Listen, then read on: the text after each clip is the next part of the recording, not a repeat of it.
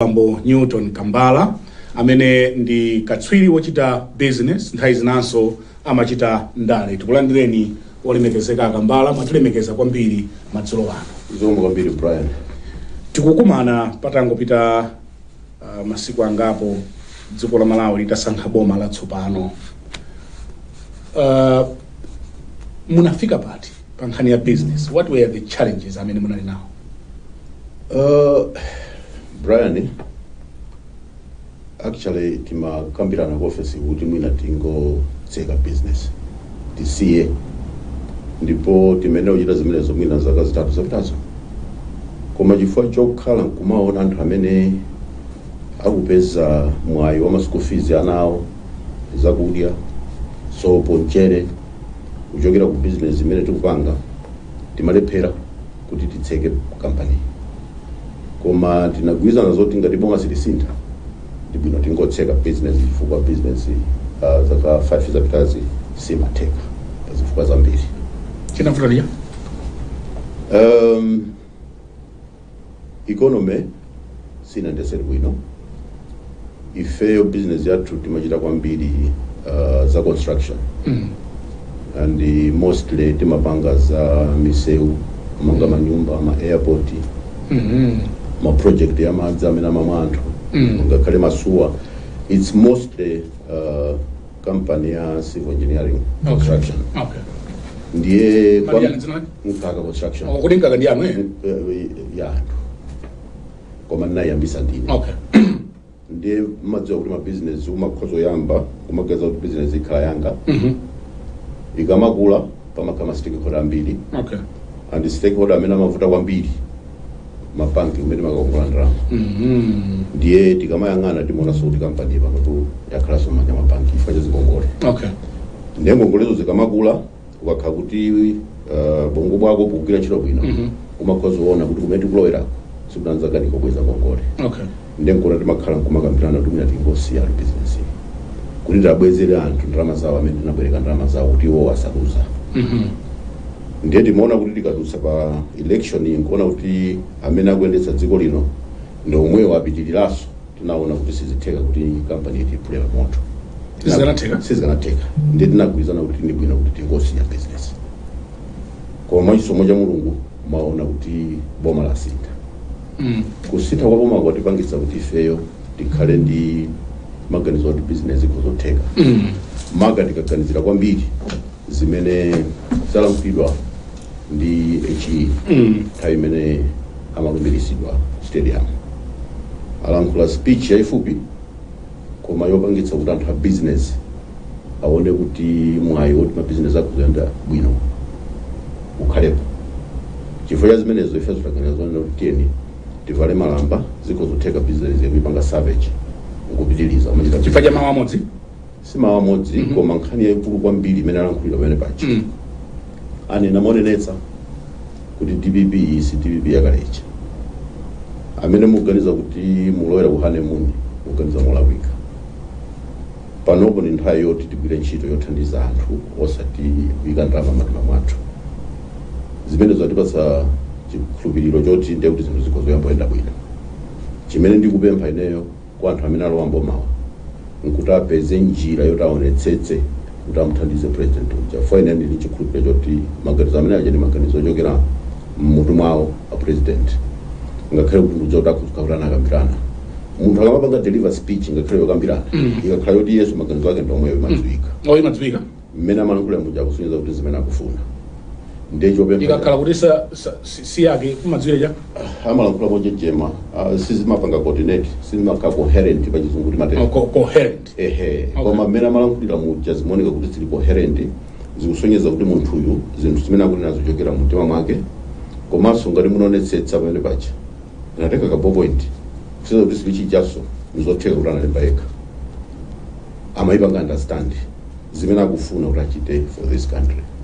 Zatipangitsa ifeyo ku office kwathu kuganiza kuti mwayi woti business kozokutira ilipo. Ndipo ndakumanaso ndi anthu ambiri ama business amene akulankhula chimodzimodzi. Ndiye chinavuta ndi chani ndi boma lakale?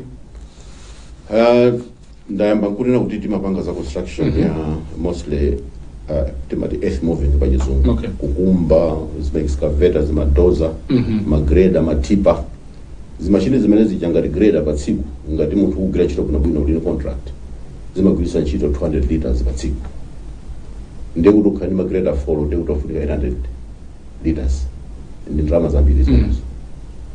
Zikasweka pamafunika ndrama zoti mugule maspares ake siyo cheaper. Kuno kuma spares wakusowa upita pa barrels kumene akuleti dealer wa machine amene kugwira ntchito ngati makatapira. Upeza kuti oloboti osaipeza. Chifukwa chana manda kuti forex. Upemphe air ticket kuti upite ukagula ku South Africa. Ndrama ero kugula kumene upeza sokutavuza kuti kuzokungu $500. So sizingathe kugula spare part. Ndekuti machine azingokhala. Ndezi nabangitsa kuti pakhale mavuto yoti olo munthu atakha kuti atipatse business. Sizikuteka. Anthu amabwera madzayita mahaya ati malephera wapatsa machine. Chifukwa chaka chithu kakang'ono kamene kathyoka pa machine. Chifukwa chosowa kwa forex. Zinafika poti timakanika kuchita business. Chifukwa cha zinthu ngati zimenezo. Komanso mbali ya fuel imene tikuli nayo. Fuel yakasowa for a week. Ndekuti machine osagwira ntchito. Koma ngongole ku banka kuchaja interest. Inali nkhani yovuta kwambiri. Ndimanena kawiri ndikamalankhula ndi anthu amisingo ngati yanuyi kuti ineyo ndevuzi kumoneka ivi chonchi simatenda kumukhalitsa koma zonjezera kwambiri tizaka 5 iti. Saka 5 zabirasa? Ivi yaonjezera kwambiri chifukwa cha stress. Oh, you were stressed in the past 5 years? Very stressed. Kumaganiza kuti anthu pandipanga nawo bwanji. Nthawi zina timakhala mina 2 months asapatsa salary. Kuruwa apatse salary ndekuti uchita upito kakulitsa mwina nyumba pena pake. Ndrama zimene zolipira anthu.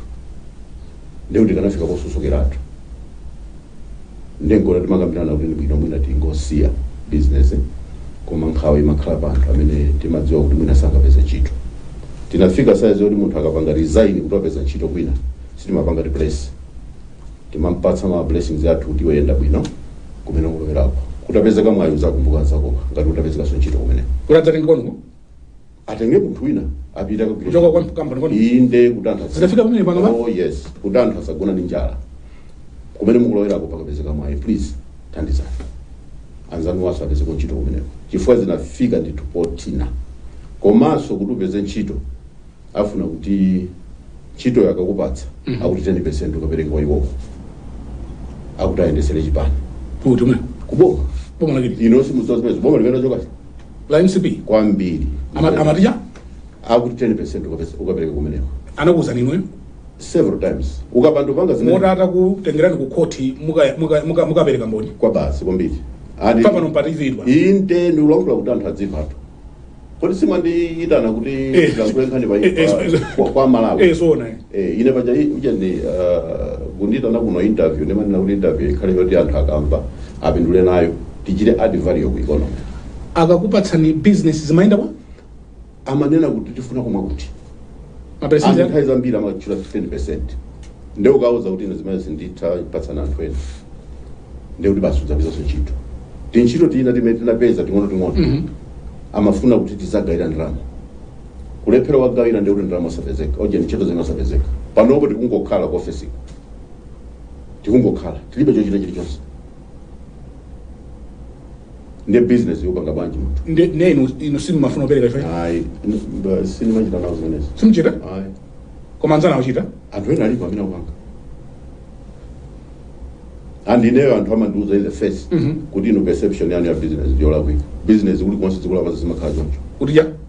Akuti pamafunika kumanyetsera. Ine sinimachita nawo zimenezo. Ngasi anzana amapereka konse ku opposition ndi kuboma. Koma zimenezo upange from your own money osati chifukwa choti upeze ntchito. Oh, I see. Ineyo ndimathandiza kwambiri even UTM chipani chimene ndine member. Nakhandi kuthandiza. IMCP ona khandi kwathandiza mbuyo. Time nana ku position. Koma 5 years simunatha. Ayi, palibe amene anganene zoti napasa ndrama. Chifukwa chani? Chinavuta chani 5 years. One ineyo ndalibe ndrama. Number 2, samabwera zapempha ndrama za above the table. Koma above the table. Okay. Amafuna zimene singabanki. Amafuna ya? Under the table. Zimene singabanki. Under the table imaoneka bwanji. Imakhala yoti ngati mufuna ntchito iyo. Ife tifeze ko cholowa. Ine ndimakumbuka nthawi nake munthu ena kananipira phone. kunduza kuti tikhoza kupangira ndi facilitate pali ntchito zina zake zimene mnapanga tenda. Panali ina inali 5.4 billion about, zina ziwiri zina 900 million. Akuti submission yani iwoneka bwino koma anthu ena akakudandaula kuti atakupatsani simukapatse ndalama. Mamiliyoni anga? Panali ina ya 5.4 billion. 5.4 billion. Yes. Okay. Ina 900 something million, ina about 1 billion. Okay. Yes, mundu wina kanandipira phone ori sindufunzi. Phone inabera no. Unknown. Samafuna kuti ndidziwe kuti ndina. Muraka kuti magwirizana nazo tikuzokambira. Andana ndichuda anthu ena akamene singachule pano kuti muragwirizana nazo tikuchita facilitate kuti mukomando wakuwa kuti fani namva anthu kumene kwakudandaula kuti awo lapatsa sangalegera chilichonse asiye. Ndeni mafuna kuti mwina tikalankhula nawo kuti akuganizireni fwa ntchitozo munapanga pidi kwina. Now, machidwe yotera ya business yabwino. Ineyo ndigwire ntchito on merit, ndapanga submit zinthu zangu bwinobwino. I ticked all the boxes, ndapanga sharpen pencil sinadulitse, and ndipanga assess kuti ndina munthu ndikhoza kugwira ntchito bwino yotipindulira Malawi, andipatse contract iyo ndipange profit. Abwera zanduze kuti tachikulire tili ndi mafunction ya ndale tukanika kuti tikwanitse kupanga finance. Mungatithandize. It's an obligation for and Malawi muno kumathandiza zipani. Nicholinga choti zipani izo zikhale strong kuti Malawi apindulire nazo. Koma ikakhala ransom ine zimene singapange nawo. Ransom ine zimene singapange nawo. Pali extortion yakuchitika kwambiri zaka 5 zapitazi. Ineyo ndakhali kuchita business for a long time in Malawi muno. Number business in 1989. From nothing to what people see as car construction, which is represented in Zambia, even in Zimbabwe. Koma, ndakumana ndi anthu oti akhala business, oti anamba business, kale ndakali mwana school. Naso mwina nesana bado. Maganzata wa Indian origin. Amene ndimacheza nawo. I don't know if you remember kuti nthawi president wa Chamber of Commerce. Yes, I do. Chifukwa cha manager ndadziona na anthu ambiri amene ali serious players mu economy ya Malawi. Nakandi kumana nawo amene akhala kundiuza kuti sanonepo state house yakuba ngati imene yachokayi. Ndipo ine ni kumbukumbu langa kuti amene akupitawo akuunze zimene zisachitikaso. Tigwire ntchito tipange build economy. Ine ndimauza anthu kawiri kuti cake imene economy ya Malawi ndiyo kufunika tipange grow. Kuti tsiku lina ku Malawi kuno kudzachoka mabillionaire. I'm not talking about kwacha billionaires koma pound billionaires. Tikapando ipanga grow keke sizachitika. Njifanya ngakabiri ni makhala. Kuba kwake kutani kuti akutisadaone. Koma chimachitika nchani? Siningane ne details. Details omwe mnawo. Siningane ne details. Koma details omwe nawo. Ndikudziwa zimene zimachitika koma singane ne details. Ndakuzani kale kuti kumachitika a lot of extortion. Ngati mufuna business muchite motel. Akapereka tipavasa kuti amazidwa zona kuti payment yanu ilete koma pofunika kenaka. Would you believe in as I'm talking now? Afuna ndikulisira nyumba na banki.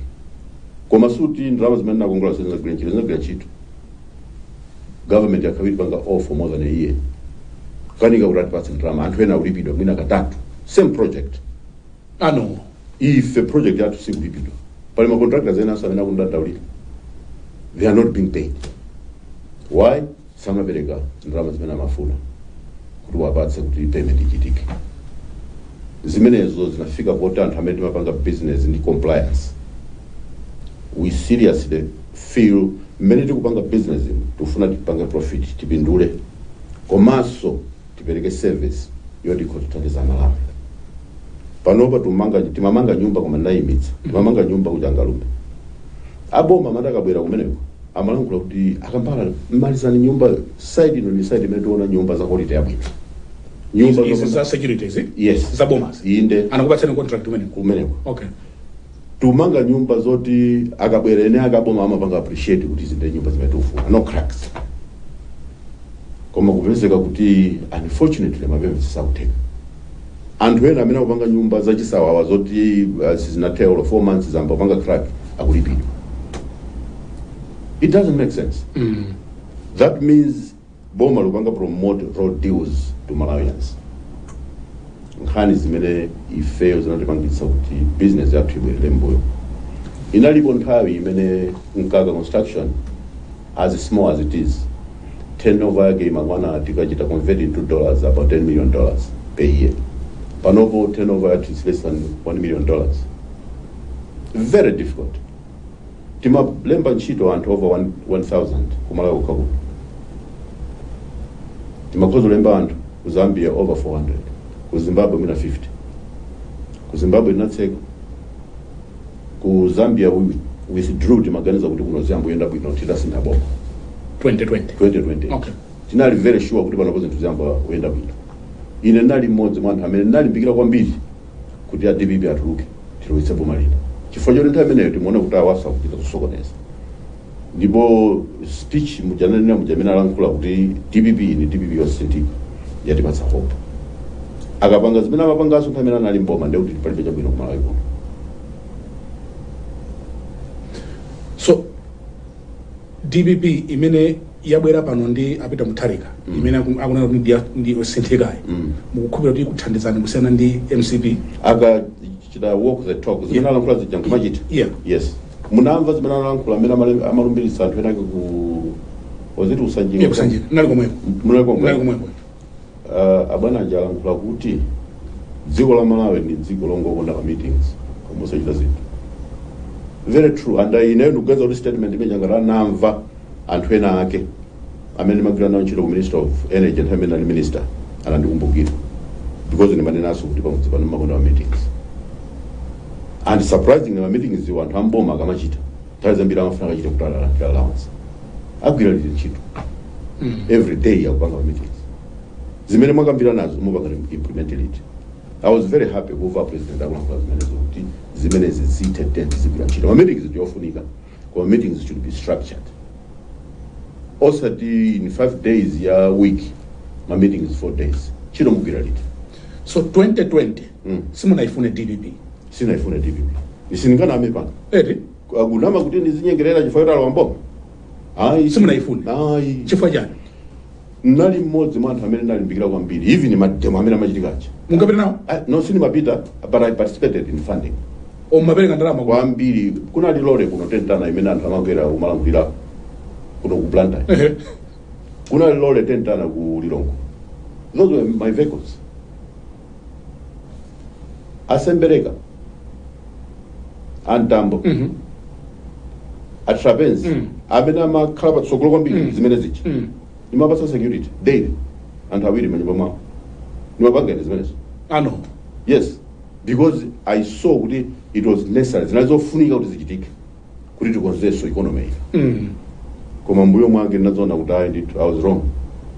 DBB even the manager was better than our choka. I'm certain. Yes. So panopo DBB before 2020 inali ko bwino siyana ndi. Ikusiyana ndi. Busiyana ndi awa chokawa. MCP. MCP. Oh.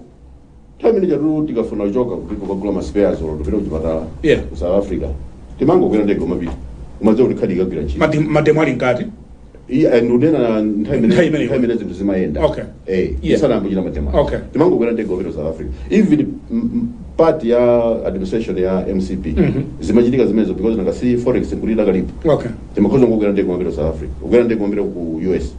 Timajua kuti ma visa card akagwira ntchito. Kwa panopo olaguza banki kuti italowesa mu $2,000 mkhadi yanu ukafika kumene kupeza khadi sikugwira ntchito.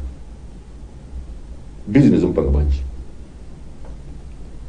E-commerce kuti ubuke zinthu olobuka air ticket kwa internet ukanika makhadi akungopanga reject. Any transaction uyamba uza bank, you cannot do business that way. You can't do business. You can't. The economy will keep shrinking.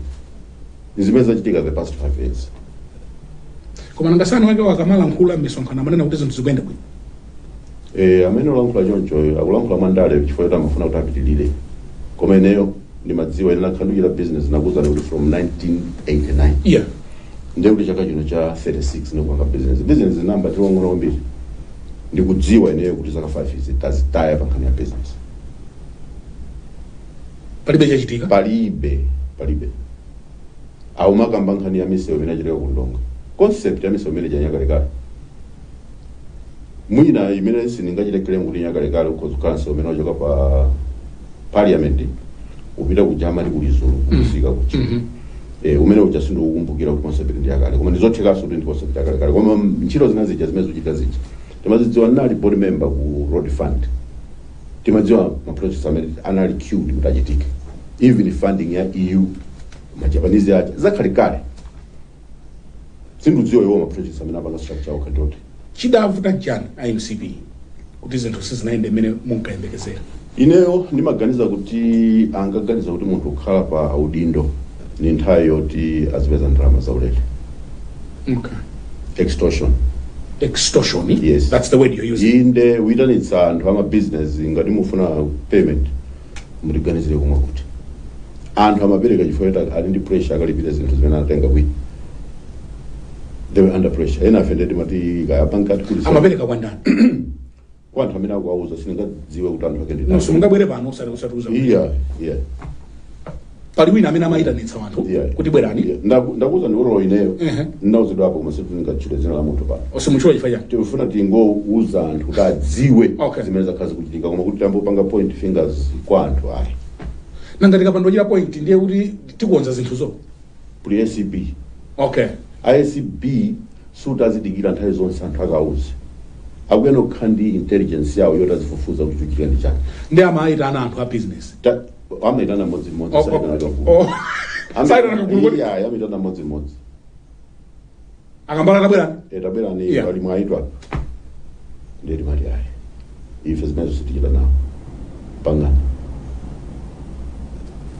Pangana. Yeah, ndimafuna if you can break it down for our viewers kuti chimene chagwetsa ndizi kuti mwene mtsogolo asadzachitenso. Chagwetsa kuti economy inasokonekera kwambiri anthu apaululu kwambiri. Okay. Koma zimene kuti zichitike nkhani ina imene ndikunena. Okay. Musaganiza kuti tingamapanga misewu, umapanga ma project ya madzi, tikapanga airport pakuti amangira anthu chipatala kuti manga kuti anthu adziona zimene zikamena kuti magamu aziyenda. Timapanga to facilitate growth ya economy. Now, ngati zinthu sizikuchitika bwino chifukwa kuti ndalama zina zikungopanga leak. Because mudziwa kuti ngati contractor wavomera kuti apanga udziwa amene akapangire kuti yesu apindule. Okay. Then in the end amapereka road kwa Malawi. Economy simapindula. Ineyo ndikhoza kupasa ni chisazo nthawi imene nali board member ku road fund. Kunadzabwera claim ngakhale kuti mumanika kamiza kuti zichula kuti inali company ya ndani. Kunadzabwera claim ina yake contractor wina akanapanga claim. I think it was 11 billion. Now as long as you need body you are not paying this. These are the reasons. 11 billion. 11 billion. Claim yoti nayo sinakiza nayo. Ni majority claim ni nkhani yongoba and the contractor we ulimba ntima ifuna kubiza nantu enake. Ndiye ntane na jonjo inalepeleka sinalipidwe. Patapita 2 years nadzalandira diary ndi calendar chokera road fund. Then number 4 kwa CEO kumeneko is a friend. Zomwe kwambiri na diary ndi calendar. He quickly said kuti nosinga kuiwala ene you remember munatipulumutsa 11 billion kwacha. So I want you to know kuti pali ndalama zambiri zimene zimapanga leak chifukwa choti anthu sakuganizira Malawi. 11 billion can do a lot of work. Koma anthu amakhoza kuchita facilities zimene zondiya anzawo andale panga pressurize ma office ma payments kumachitika. This economy will never grow. And how much business are they will never become billionaires. I'm talking of pound billionaires, billionaires. We are shrinking the cake. That's right, yeah. It's zikula kuti tizipeza pepa kudya. Sizimateka. Those are the transmitters. China chinavuta pambali ya extortion. Kaliso China chinavuta. Anthu amene ajawa samapanga understand zoti achite. Munipangisa kuti nene ma details ambiri yose neonena pano koma the truth is DVP yakale ndanena kuti the economy was better than nthawi yet kunaliso anthu kuti amachita zosalongosoka kumene kuchi koma they knew what to do to make sure the economy should be moving forward.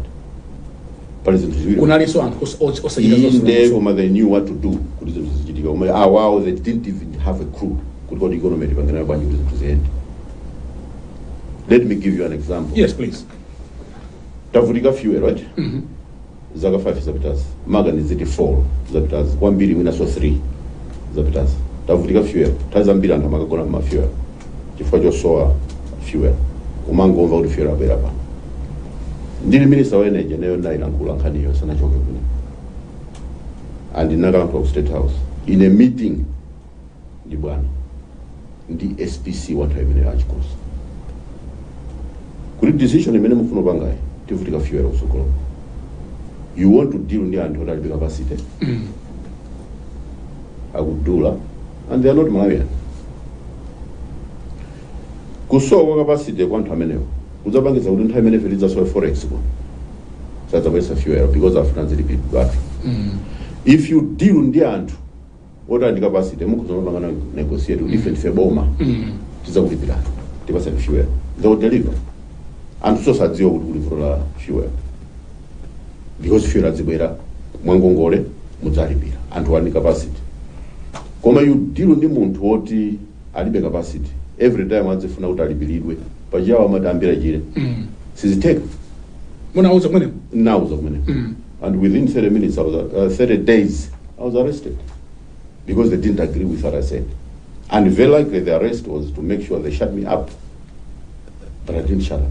Panala anthu ena amene amafuna kuti apatse fuel. Of course. Amene simunagwirizana. That's what was happening. Okay. So tisinagwirizana ndi anthu amene amanga supply fuel. Koma I wanted an explanation kuti my bidders are 22.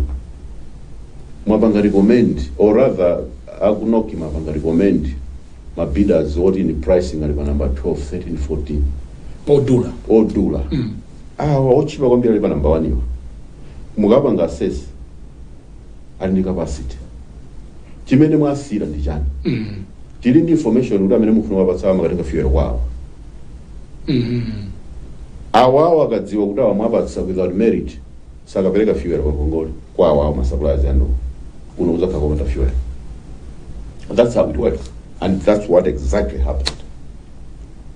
Ine anthu amene watata imeba chilungu pamene ndi kambala ni prophet niko zizo kuti aone lifanya ifana nawo uzakuzokoti kalapata fuel. And nango tuluka mu State House nsana tuluke mpanda moja kumene kucha ndalenga phone kwa imbira State Vice President time age Mariam Mtoda Chidima ne hiso rest in peace kuti ndifuna usiya chito chifukwa cha mmene timonera mmene zimene jendera zinthu anandikakamiza kuti ayi musasiya tethathandizana nawo zoti zimene ufuna panga ndikeza kuti zikothandizana anthu because zimene ndiuzidwa kuti tichite sizingathandizana anthu so usindipanga zimene. That's why tavutika. Tichite break pang'ono. Tibweranso ndinu posachedwapa. Ngati mwango tipeza kumene mukuonera ndi program ya Times Exclusive ndi the Honorable Newton Kambala amene ndi program ya Times Exclusive pano pa kanema wa Times. Ngati mwango tipeza kumene tathakale mtunda kotero kuti tachiyesa chinthu chamwayi kuti kozokhala limodzi madzulo ano ndi olemekezeka bambo Newton Kambala kata akwe pa nkhani ya business. Tingapange bwanja Kambala kuti dziko lino litukuke. Inuyo mumayenda mwapita ku South Africa, ku America, ku England, even pa South Africa pompa ukamatera pa warathamu pache zimene umaona ndi zimene ukamatera pa chilekapa chidatulodza ife njani. Brian sikulodzedwa atu. Sikulodzedwa? Sikulodzedwa sana mizira ulodza. Komanso ne mafuna ndipemphe kuti musamakakamula umati olemekezeka honorable. Mukafuna umati engineer. Okungoli engineer? Olokungoli Newton Kambala. Koma sikulodzedwa. Mwamba uzithawa za ndale zi? Yeah, so ndikuthawa za ndale. Ine ndina wa ndale. And ndikupeza kuti nzatilizo chita ndale. Mpaka na chipani cha UTM. Sabindulira Malawi fwa mbene chimayamba timayamba. Tikamba zimene zichosira. Mwamwe anti antefosori. Tubwera kumene. Ku UTM kubwera. Sinutanda. Yeah. Ine pano mwandita na tuma. Koma ku UTM tibwera. Mwandita ndi nkhani ya business. Ku UTM tibwera. Yeah. Koma ndi mafuna ndingo yangafuso mnafuso. Koma ndi mafuna ndine kuti ku UTM tibwera. Tikamba. Makakamira kwambiri. Ndiye ntchito yanga joka kamira kumene. Achimpeni munawapeza. Ntchito yanga joka kamira kumene. Ine ndimakakamira munthu mpaka alankhule basi. Achimpenya malimbana na galu kwambiri. Munawapeza. Anali kuti. Anali okakamira kwambiri ndiye makedo aya. So bafusa kuti titani kuno Malawi. Yeah. Of course ndine engineers ndine economics. Koma chifukwa choti namba business ndi wang'ono ndimadziwa chimene tikuyenda kuchita Malawi kuno kuti zinthu ziyamboyenda bwino. I'm sure kuti pa chizungu mmakhala ngumva anthu akamba za balance of payment. Kumalawi ndi vuto lalikulu pa nkhani ya zinthu zimene timene magulisa ntchito zambiri timaita ndisolekera kunja. Ndiye kuliso problem ya nature ifa Malawi kuona zinthu za kunja. Ine taina nake nikafuna kugula abale samalano South Africa simaze kutocheka kukulu. Nsate. Khalidwe longo kundogula zinthu za kunja kuononga forex. Tiyambe ukhandi luntha lomonetsetsa kuti zimene zimapezeka kuno tizigula kukulu. Komaso anthu amene tiwapatsa mwayo ti atendetsere economy ndofunika ayambe kuganiza zinthu zoti zikuthandizira kuti anthu ayambe kupanga ma projects amene akuthandizira kuti kuno kukhale forex. Njira ina nakhandi kulankhula zimene zimwena zaka 20 zakwana even nthawi imene ndali president wa chamber ichi ndimalankhula ndimakumana ndi anthu ndimapanga interact even a professor nthawi imene iwo anali state president pajanali president wa number 5 pano ndi president wa number 7 ine ndali president ku chamber ndinalankhula nawopo nkhani za forex. Tikuyenera kupeza mwayo oti anthu ena akamene ndi maganizo oti akuzipanga projects oti akuzipeza forex umawapatsa ma incentives kaya ma tax holidays kaya kufuna land ina yake pena pake osavutitsa kuwapatsa msanga wathandizo panga process akali land project yote kupanga make sense kuliberetsa kuna forex. Komanso akamapanga ndrama kuti Reserve Bank ukhale ma policy yoti sanga mapereke mantha kwa anthu a business kuberetsa ndrama zawo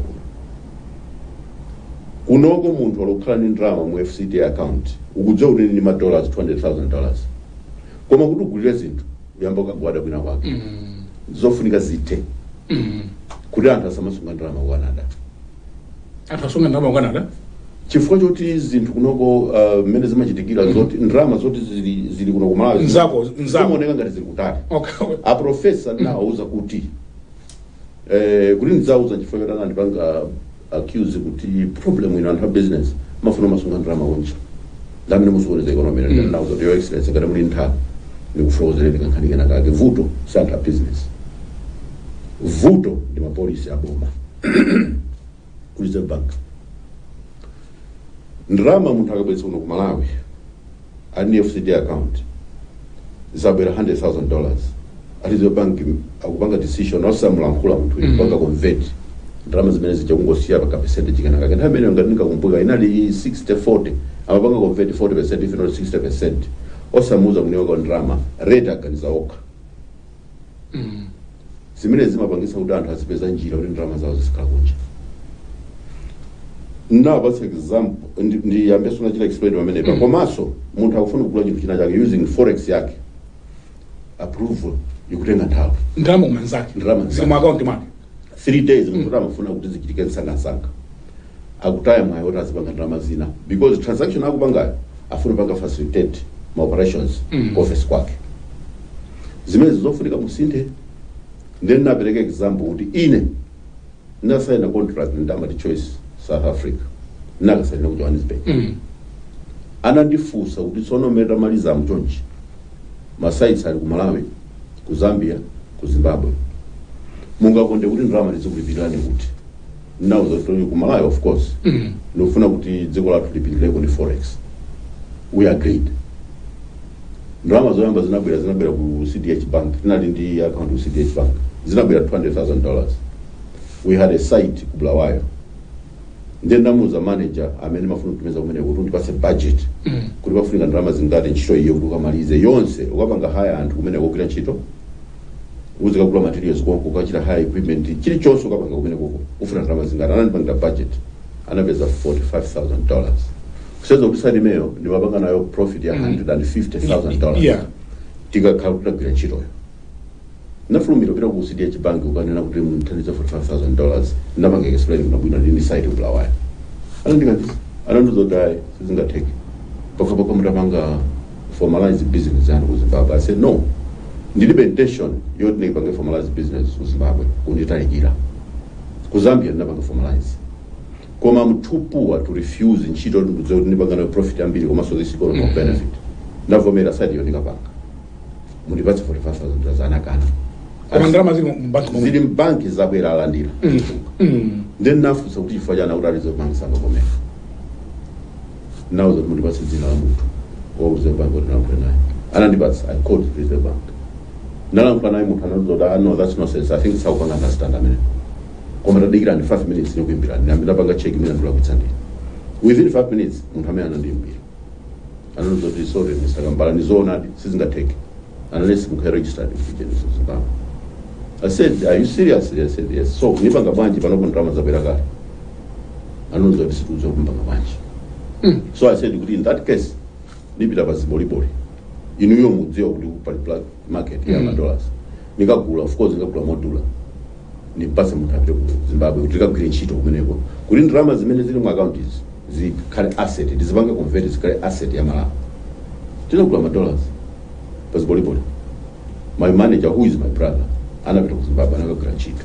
Tidamaliza panachitika soma measurements pamene ananonjezera another $13,000. Mwini wako ntchito amali choice. We made very good profit. Ntatero nauza Reserve Bank kuti panopo ndiauza kuti next payment ibwerere ku account yathu ya Zambia. Tinambotumiza ndalama Zambia. Mmene mamaliza project nali ndi $1.4 million Zambia. And in mauza ra mutharika kanimene. Kuraza mtoke nawo ni $1.4 million Zambia. Imene mafuna ikanakhala ku izithandizira kunoko pang'ono. Koma problem ndiyoti aliyense wa business amafuna ndrama zake yakhe nazo pafupi. Now, ineyo ngati ndrama zanga zimene zili ku Canada zimene ndiona kuti zili pafupi ndine. Ndike ndrama ku Canada sidika kuno. Faza kuno zimoneka patali. Yeah. Tayo mena maphunzira nanga school ku Australia. Ndapulumikira kuti ndimasunga ndrama ku Zambia. Akafuna ndrama ndimakhoza ngolemba email. Within 3 hours my son will tell me udo ndrama zikazafika $30,000. Ku Australia. Yes. Pomwe kwa mapangira process kuno even $1,000. 4 days ukuyenda ndi 5. Zinthu zimene zofunika zisinthidwe. Pakale ma policy yopangitsa anthu kukhanikirako lako choti azisunga ndrama ku Malawi. Ndiye kuti even anthu ena amene akuchita business ku Zambia koma ali ndi timarutsi tawo kunoko pang'ono azibweresa ndrama kuno azona kuti kuteko bwino sunga ndrama. Zachangu zimachitika ku Canada kusiyana ndi pa Blantyre. Inde ndiye munthu wa business alibe nthawi tu. Amakani kudikira. Amakhala frustrated. Amakwiya. Zosere zake amapanga decision.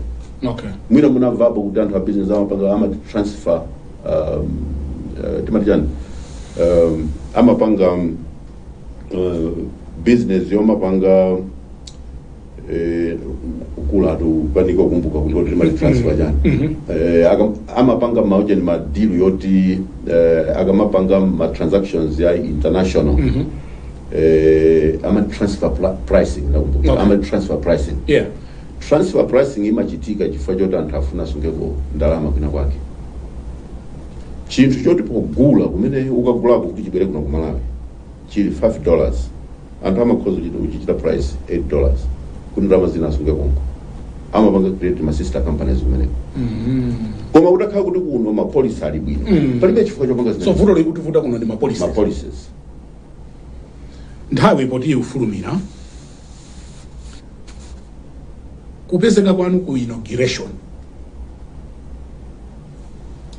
yapita mutharika kwa utsama zokamba ku chipani chanu cha UTM. Nangasema ndi na UTM kuti? Ndina UTM. Yeah. Zinakhala bwanji? Kupezeka kwa ine ndekha kapena onse UTM. Inuyo.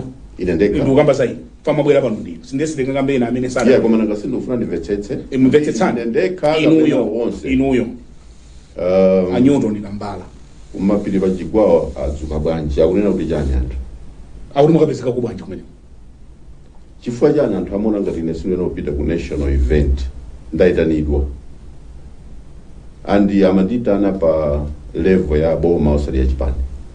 Ndaitanidwa kuti kuno kuli inauguration ya president elect. Tufuna kuti muzakhale nawo. Ndi khadi Mr. and Mrs. Kambala. Ndimene otani. Ndikane ukana kurizo na kenena kuti chani. And for your information, I had lost a mother by 18 mwezi wata. A president yanga Dora Kabambe anabwera kumaliro nakhala ulimodzi. Timakambirana kumeneko. and ananduza kuti apa nopo we are talking na DPP kuti tizigwira ntchito limodzi kaya ku parliament and so on. Akabambeyo? Yes. Kukuza nini? Kunduza ine. I said, oh, this is a very good development. I'm very happy about it. Ndiye ine ndibwere kuno ku Blantyre ndandira card yoti ndipite ku inauguration. Basi ndikane. Ndilicholekezo panga sabotage zimene a president anga akukambirana na DPP. Anthu ali ndi relationship yota akukambirana basi ineyo ukana kusingabwere kumeneko. Akabambe atakhala banena kuti adakuza nzani. Of course. Mwapita ku stadium kuja ndi akuti mudathamawo kumeneko. Akuti mudathamawo akabambe nawo zaini. Kuti tigwire ntchito nda DPP. Koma anthu sana ndimvere. Imene munayankhula ku stadium. Akutewe. Yeah, koma zimene zinakhandi kukamba koma ndikayika ku stadium nakamba. Omakhamukamba? Nakhandi kukamba. Koma ku stadium akuti wina adakumvani mulankhulo. Kaya mayankhula pawere sina da puti. Osati kuja no stadium. Okay. Mwakhamunena kuti. Nakhandi kunena. Kuti ja? Nakhandi kunena kuti mmene tikuonera panopo ifeyo chaka chino si chaka chathu ifa UTM. And in manena kuti pali zifukwa ziwiri. Before polling or after polling? Yeah, no, before polling. Before polling? A number February. Okay. Ndine advisor wa a president ku UTM. Okay. So pali nthawi nake mene naitanidwa ndi bwana ndikamati bwana tunena akabambe. Okay. Kuti ndimakufunani nikhozobwera ine kumene muli ndinauza ndili kumunda ndili nkamunda palozupa. Okay. Fumba farm. Ndi anandizo ndapatsa directions anabwera nzandipeza kufamuko. Okay.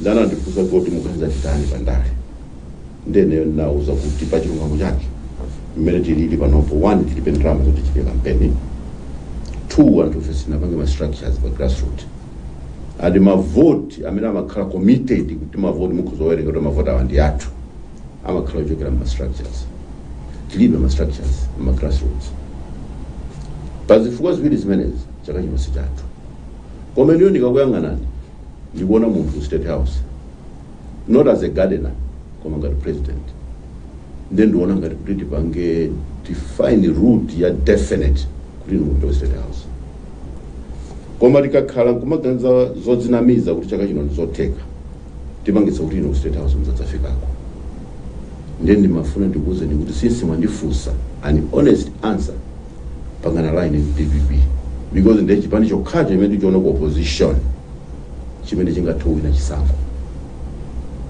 pa zipani zonse za opposition pangana line muze mtundu wa Malawi mukangopanga choncho anthu adziwa kuti we are being serious ife as UTM akhala ni sympathy yotateta thandiza anthu ake build chipani akambotithandiza tizipanga ma structures kuti chipani chikhale strong in readiness for you to fight better in 2030 now za zimenezo.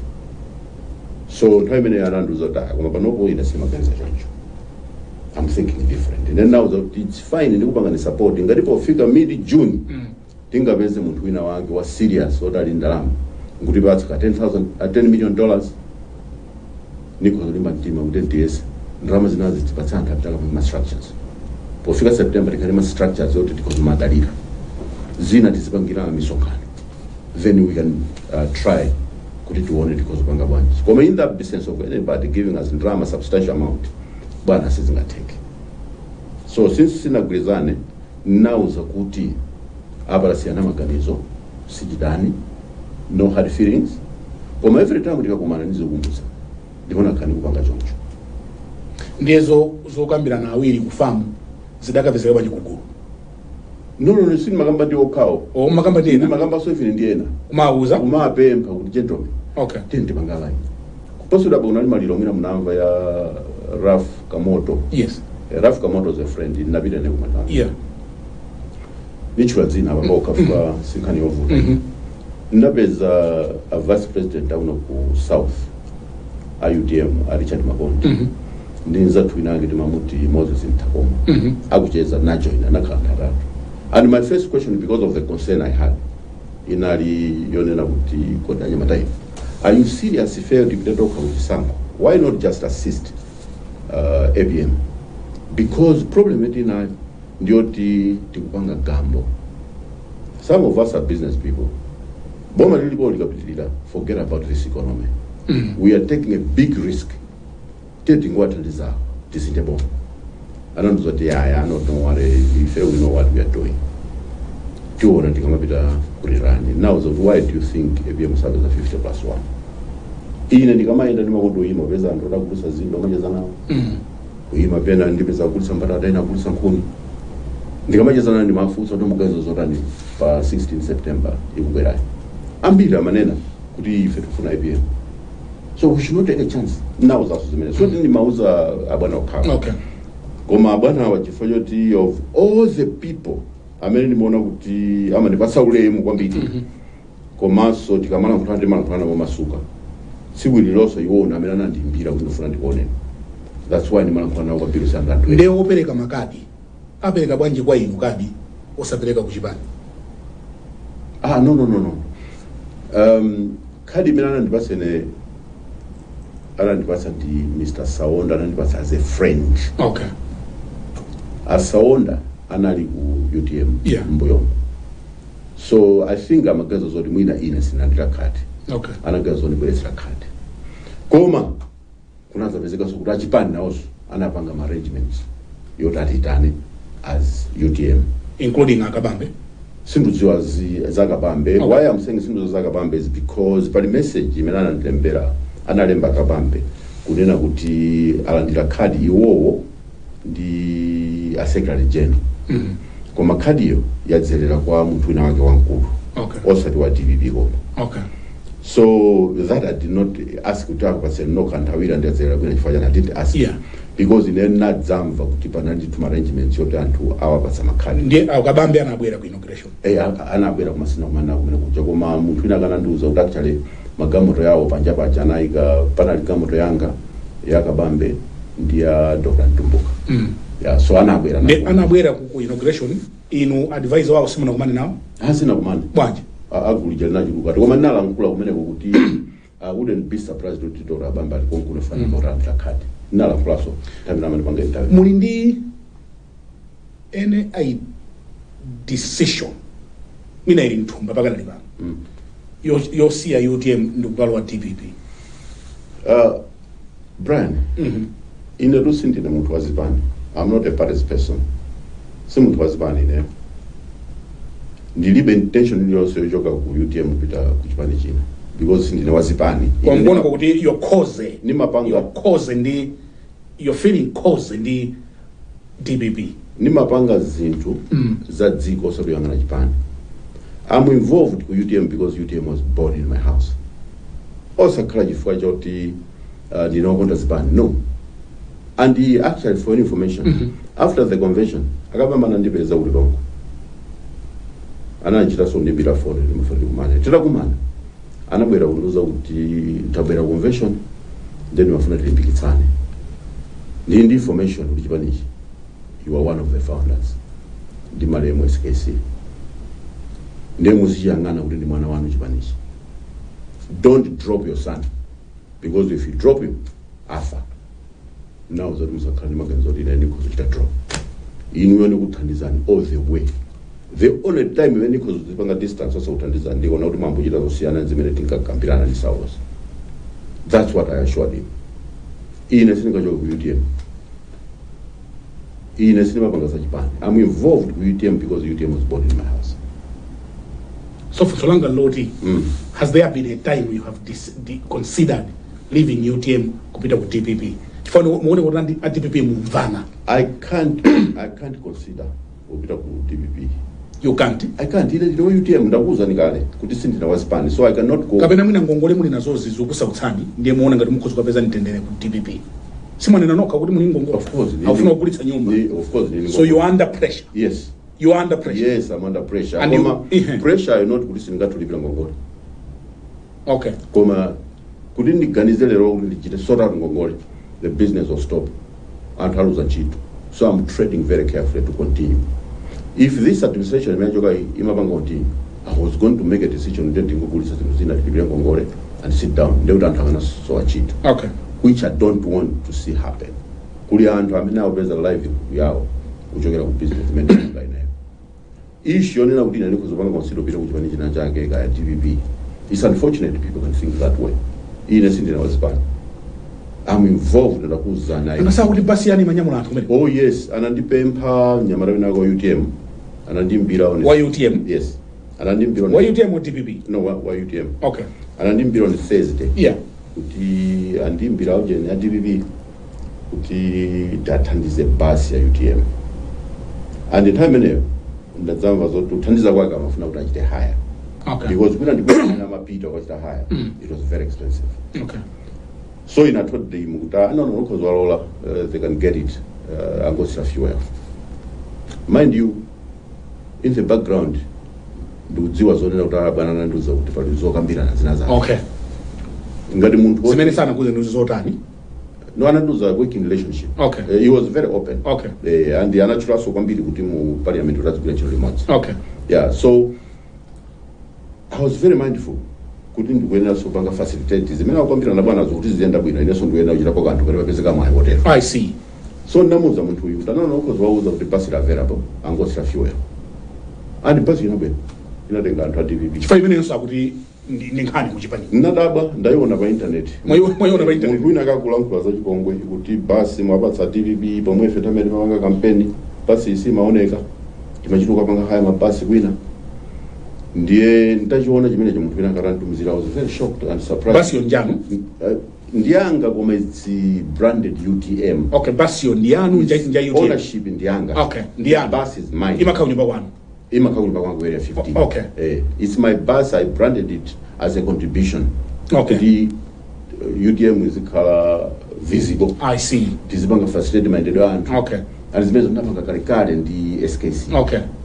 And the Sud government rimene napanga brand UTM ndiyo kai. Paliso magamoto ena. Mudapereka so koma tenti kambeza basi. Okay.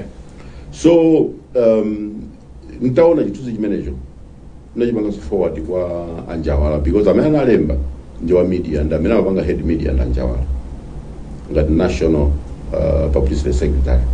Ndapanga so forward kwa president yanga akapande kuti aone because I was very surprised because for me I didn't see anything wrong and okay. Until now I don't see anything wrong. Okay. So answer the man and Anjawala sanga yongo this boy is being over serious. Then I said, but he reports to you, so you need to manage this. And the issue here, sio yamba, wakala kubwera ma documents and tumenewa inserting me. We are in February. And inakanupanga forward kwa president zimenezo. Ntabanga jonjo anatumizira ma screenshot Anjawala ya what he was discussing ndi Nyamatayo. Mpaka na Nyamatayo yanajichotsa. Because he was rebuked easy kwa chitranji. Because basi takatuvisa nchito ya campaign. And it's true. Even kumakuicho stop ya campaign basi mabeze. Ndili ndi mufoni yanga muzituzi zote anthu anditumizira ifoto anatenga basi. Nkulemba message yonena kuti zikoma kwambiri basi atenza kwambiri campaign.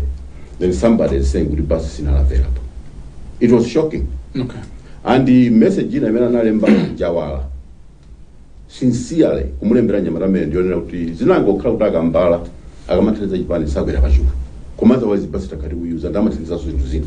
That's what Anjawala said. And I have got that message.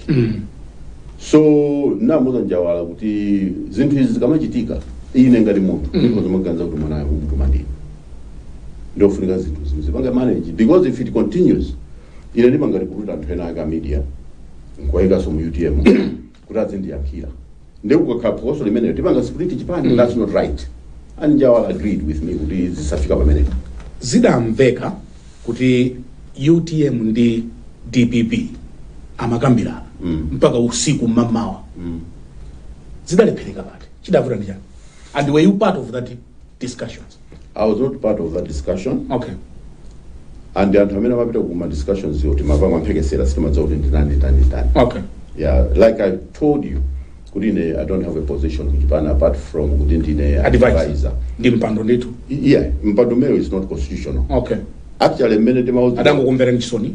Siningadziwa ngati ku adango kumvera nchisoni kuti ala munthu achilo khalero panda mpando. Sindudziwa ngati ina nkhani yoti village chisoni. Okay. Come otherwise mena matichita approach kuti tikhale advisors. Ineyo now is actually it's not necessary to panga formalize. It's not necessary. We will be advising you. Okay. Or tilabando chudo give him advisors. Okay. Wana banga insist utafuna pakale council. So this council is not constitutional. So that's why I'm saying kuti ine ndilibe ndoli once. Okay. So I cannot blame anyone. Munamva kuti chidavuta nchiyani chifukwa kukambirana ndati pepe kudalipo kunalipo kumachitika what went wrong? There was no reason for me to be claiming kundofuna report. It was not necessary. Inu munamva kuti chani? Nobody had a reason yo mabwero matsapanga explain wife. Inu munamva kuti chani auje agamba Zajani kuti why did the negotiations fail? Honestly, I don't have substantial issues many number kuti zinalepheka motel timava mampekesera ngati mene mamvera ino. Aina sinamve mpekesi. No, sizingateka. Report. Sizingateka. Timava mpekesera kuti amakoka nakupana koyambirira ndimamva kuti fair UTM kuti nkafuna takhala fair patsogolo. Okay. Zimene zozo zita challengeedwa for reasons zomava, right? Zinazapezeka kutamba kwambirana nkhani ya running mate kuti mwina tikhale running mate ndiye pamene poso ndinamva kuti panadzavuta ndadzamva choncho. Then after that I hear kuti ya DPP anapanga offer kuti banji tidza kupanga consider second vice president. So if any no, that's too small. That's what we hear. Koma I wouldn't want kuti ndikamala nkhula pano kuti anthu atenge kuti zimene zinachitika nikhandi kunama so ineso ndimapamphekera. Nobody came officially udzandipangira explain kuti kuchakutenda kumotera. So it's unfair kuti nditenge izizo kuti zimene zinachitika. Amayi makuta ndanzana ndijamwali anga minachi iwo ndada chidobo payonse ku inauguration kuja ya DPP ya DPP zona linaona muendera limodzi uendera limodzi ulendo sende alowa sana lo ineyo sana ndiuze kuti alowa koma nangu waona kuti avala and I had no reason kuti ndifunse lifane mapanga choncho ngati alowa DPP palibe amene angapange blame apanga chisankho freedom of association. Okay. In the last year ndapita ku mulakho alomwe munthu ina sindile mlomwe tine mchewa 100% koma nandiyitana ku mulakho last year ndapita ndinasoketsa so cha mulakho chimene navala kupita kunya and this year atakhaura ndiyitanaso ndivalaso cha mulakho. Okay. Ndipita. Okay. Koma sindingalowe mulakho fa sindile mulakho sindile mlomwe. Now it's unfair ineyo amakuta sana ndiuze kuti alowa DPP kuti zine kuti alowa DPP. Why should I do that? Achabe koma nangasama amane kuti ndache mwali anu ndache mwali anu amane ndache ndi ari mwatsogoza amayi makuta kuti ndopezani ujeni saonda anthu amene kuti natsogoza ndini akutero amane nachoncho amane nachoncho koma the truth of the matter is I think somewhere in January iwo amakuta even saonda ndi munthu wina wankulu sinimuchula anandiuza kuti afuna pita kuti DPP nawo zati ya munthu wina wankulu sinimuchula simchula musandivutitsa attend fotokoze simati nthawi ya koma muchula anandipeza kunuza kuti afuna pita ku DPP napemba kuti please don't. Okay. Let's grow this party. This economy will need zipani mwina at least 3 za ndale zikulu za serious kuti ena akakhala mboma ena azitsutsa for checks and balances.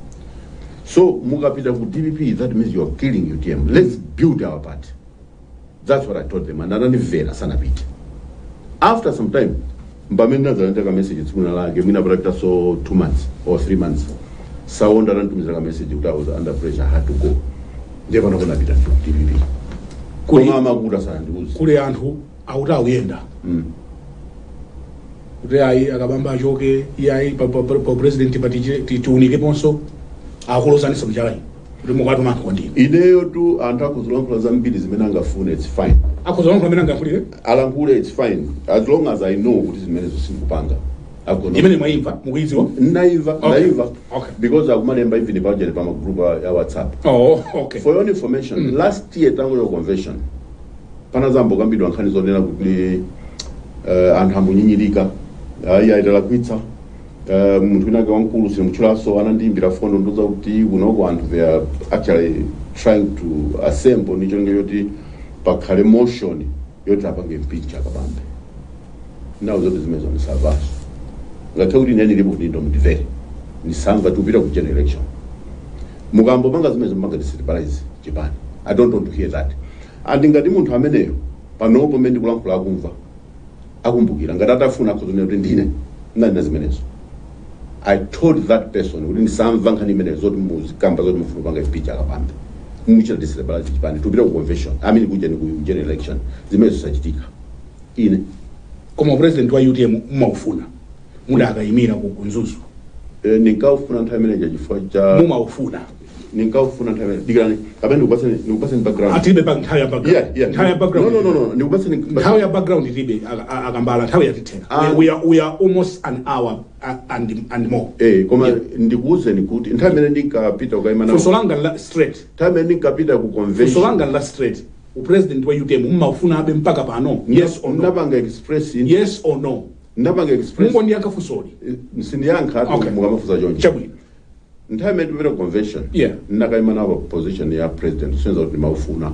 president koma panopo singaufunde pali munthu wina wake ndikufunanji ngasakuti anyamata auyendayenda midzimu ndiyanu ndamva zimenezo koma for your information I don't even know anyamata amene kuti ndiyani sindikuwadziwa andi anthu ambiri amene akulemba ma WhatsApp group khani imene imunena ndimatenga manambala yawo kuti ndapange study ambiri akupezeka kuti anthu abwera ndi akabambe poswedwa kuchokera ku TPP they are loyal to akabambe not the party no and ulankhula kotero afuna upanga disability chipani so the other part of my question president wa UTM umafuna abe today no there's somebody there who I'm supporting actually.